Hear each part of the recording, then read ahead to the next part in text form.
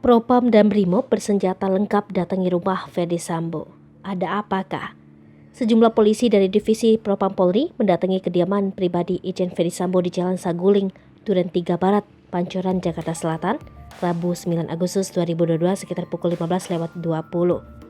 Selain itu, terlihat sejumlah Brimob bersenjata lengkap juga tiba di lokasi dengan mengendarai kendaraan rantis.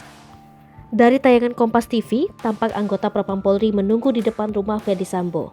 Polisi juga telah memasang garis polisi di tempat itu. Untuk diketahui, Ferdy Sambo saat ini ditempatkan di tempat khusus seorang diri di Makobrimob Kelapa II Depok. Di dalam rumah itu diduga berada Putri Chandrawati, istri Ferdy Sambo. Belum ada penjelasan resmi dari polisi soal kedatangan anggota Propam dan Brimob itu.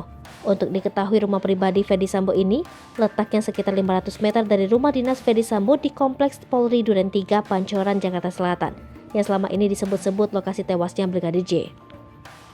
Pengamanan diperketat. Seperti diketahui, petugas keamanan telah menjaga ketat rumah pribadi mantan Kepala Divisi Profesi dan Pengamanan Polri, Irjen Ferdy Sambo yang berada di Jalan Saguling, Duren 3 Barat, Pancoran, Jakarta Selatan. Satpam setempat menyebut rumah itu ditempati orang tua Ferdy Sambo. Namun, awak media tak diperkenankan untuk mendekat ke kediaman pribadi Ferdy Sambo. Salah satu satpam berinisial AT mengatakan bahwa rumah itu milik Ferdy Sambo. Berdasarkan penuturannya, belum ada setahun rumah itu ditempati Ferdy Sambo. Berdasarkan penjelasan awal polisi, Brigadir J diduga tewas usai baku tembak dengan Baradae di rumah Irjen Ferdy Sambo pada 8 Juli 2022. Meski belakangan tembak-menembak dibantah Baradae melalui pengacaranya. Menurut polisi, baku tembak itu dipicu oleh Brigadir J yang melakukan pelecehan dan pengancaman berupa penodongan senjata ke kepala istri Irjen Ferdy Sambo. Akibat baku tembak itu, Brigadir J pun meninggal dunia.